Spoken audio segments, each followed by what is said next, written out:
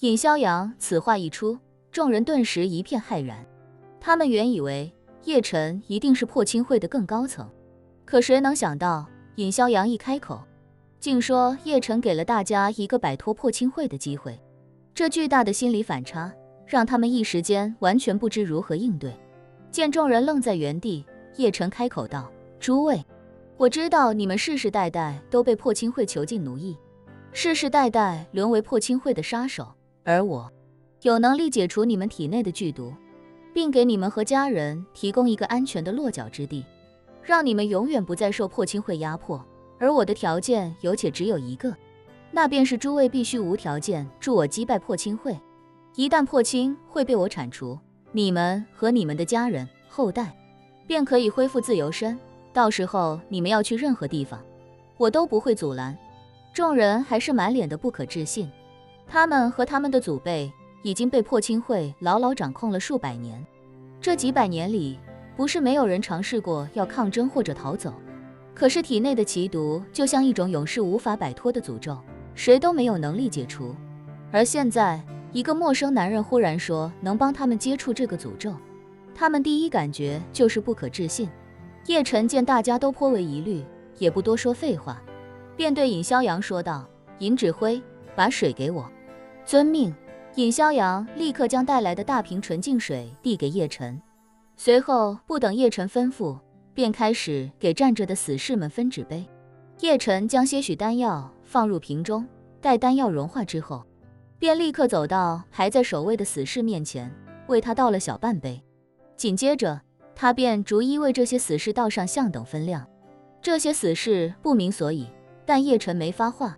指挥使千七武也没动作，所以大家都端着水杯一动不动。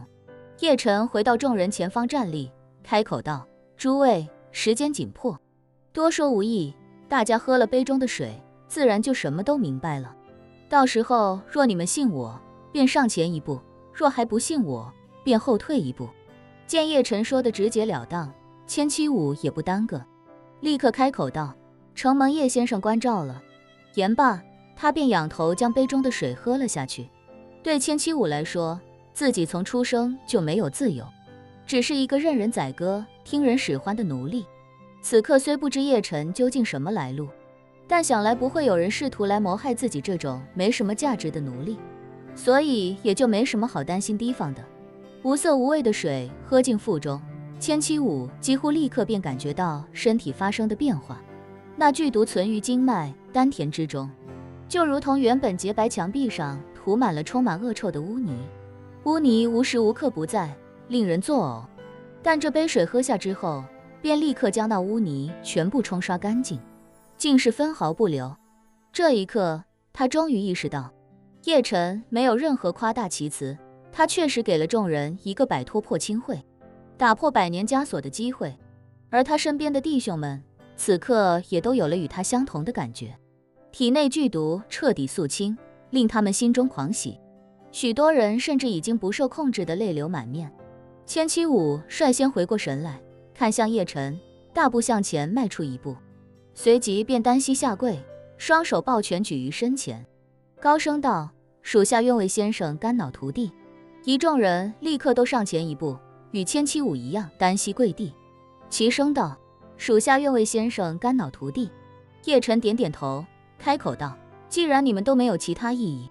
那我就开始制定撤离计划，你们所有人务必按照我的计划执行，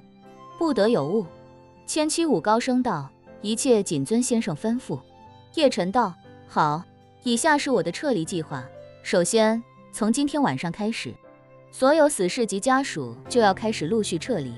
这段路程近100公里，为了掩人耳目，所有死士今晚开始急行军。急行军的要求是至少在6个小时内走完这100公里路程。你们都是武者，这个行军强度对你们来说应该没什么问题吧？”千七武不假思索地说道：“没问题，6个小时内一定抵达目的地。”好，叶晨点点头，道：“你们的家属中，如果有体能跟得上的，就和你们一起走；如果体能跟不上的，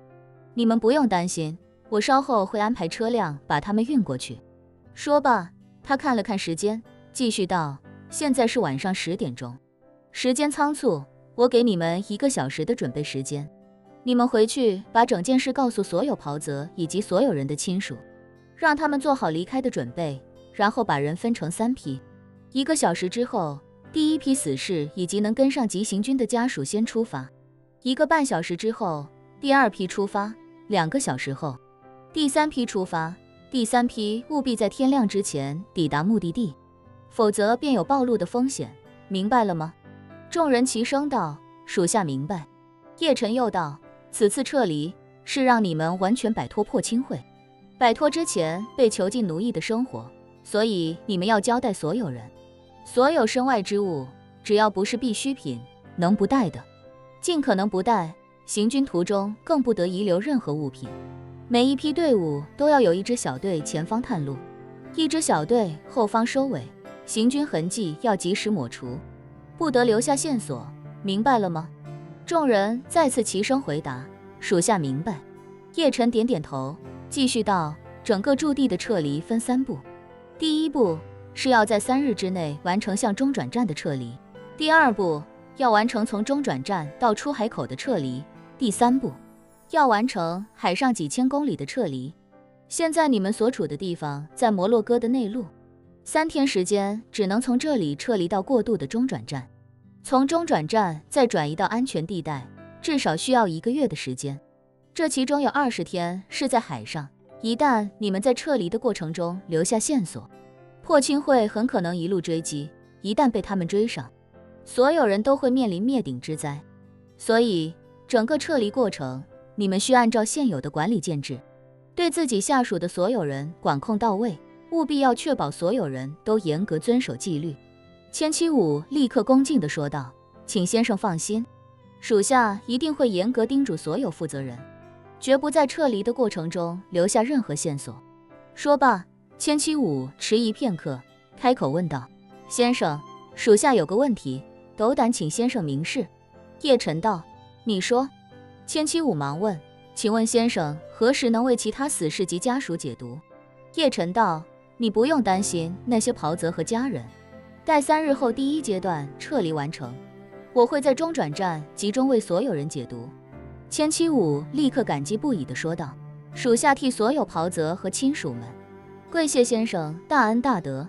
叶晨点点头，神情颇为严峻地说道：抓紧时间准备吧，升降机每次可承载的人数有限，尽快让第1批弟兄开始动身。千七武又急忙说道：先生，属下以及其他袍泽一生不曾清醒地离开过驻地，除了执行任务的目的地之外，眼下这矿井外面是什么样子，属下一概不知。行军路上，先生可否安排几人为我等指引方向？叶晨笑道：这个你放心，我肯定会安排好的。说罢，他看向一旁的尹逍阳，道：尹指挥，中转站的坐标我稍后告诉你，你从骁骑卫中选几位机敏的弟兄，让他们为这些弟兄带路，那边我也会安排人提前接应。尹逍阳恭敬说道：叶先生放心，属下一定安排妥当。